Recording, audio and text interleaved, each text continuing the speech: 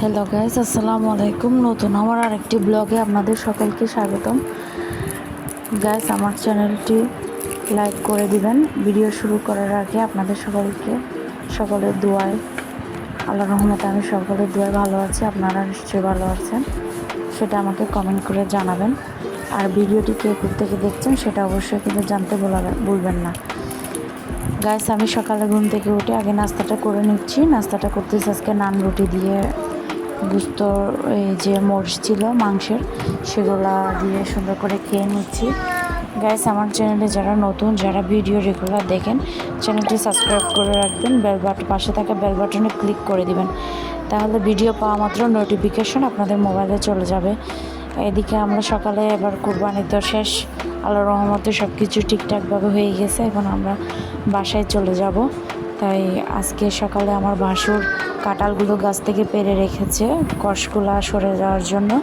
আপনারা তো জানেন, কাঁঠাল গাছ থেকে ছিঁড়ে নেওয়ার পরে কষ বের হয় কাঁঠালের গায়ে থেকে, সেগুলো সুন্দর করে সরে যাওয়ার জন্য কাঁঠালগুলো সুন্দর করে মাটিতে ফ্লোরে রেখে দিছে মাটিতে। এখন এদিকে উনি বস্তার ভিতরে ঢুকাচ্ছিল কাঁঠাল।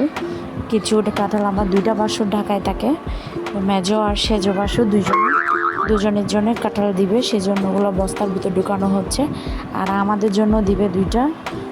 এখন এখানে ফ্রিজে মাংস রাখা হয়েছিল, সুন্দর করে মাংসগুলো নেওয়া হচ্ছে। এগুলো বালতিতে করে, যেগুলো ঢাকায় নেওয়া হবে সেগুলো বালতিতে করে দিচ্ছে। আর বাকিগুলো দেওয়া হচ্ছে যে আপনার এমনি বস্তা বা প্যাকেটে করে, দিকে গাড়িও চলে আসছে। সবাই আমরা জড়িয়ে ধরে একজন আরেকজনকে একটু জড়িয়ে ধরতেছি। আমার সেজো যা ঢাকায় চলে যাবে আর আমরা চলে যাব বাসায়। বাকি দুই যা এখানে বাড়িতেই থাকে, বড় যা আর ছোটো যা, মানে 1 নাম্বার আর 5 নাম্বার যা এখানে থাকে। আমি, আমার সেজো যা, তারপর মেজো জাল, আমরা থাকি, দুজন থাকে ঢাকায়, আমি থাকি হাটহাজারীতে। আমরা চলে আসতেছি, একজন আরেকজনকে জড়িয়ে ধরতেছি। সত্যি এতদিন ছিল আনন্দের মুহূর্ত, এখন যাওয়ার সময়টা হচ্ছে কান্নার মুহূর্ত।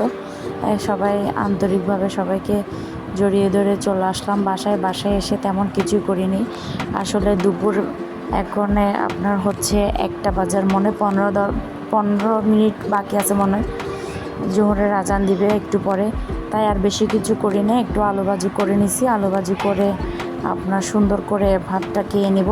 বাড়িতে কিছু রান্না করা মাংস দিছে, মাংসগুলো দিয়ে আলুভাজি আর একটা ডাল করে নেব। ডাল করে নিয়ে ভাত তো আমার রান্না করা হয়ে গেছে, ওগুলা আর ভিডিও করিনি।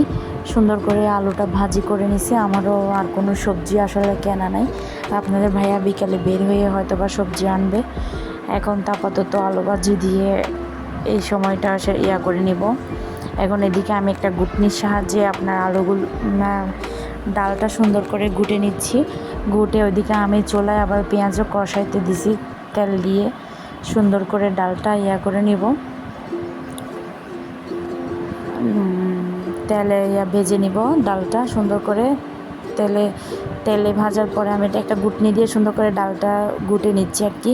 আমার ডালটা সিদ্ধ করা হয়ে গেছে। এখন একটু পানি দিয়ে ওখানে সুন্দর করে যে ওইদিকে কাটে দিয়ে আমি ডালের পেঁয়াজটা নাড়তেছি। এবার সুন্দর করে ডালগুলো ঢেলে দিব ওখানে, ঢেলে দিয়ে আমার রান্নাটা শেষ হয়ে যাবে। সুন্দর করে আমরা এবার গোসল করে শাওয়ার দেওয়া শেষ করে আমরা ভাতটা খেয়ে নেব। খেয়ে একটু বিশ্রাম করব, আসলে অনেক জার্নি হয়েছে। কোথা থেকে এসে রান্না করতে একদম ইচ্ছে করে না। তারপরে আমার এই ভিডিও এই পর্যন্ত, আগামী ভিডিও নিয়ে আসবো ইনশাল্লাহ। Thank you for watching my video. Next video আবার দেখা।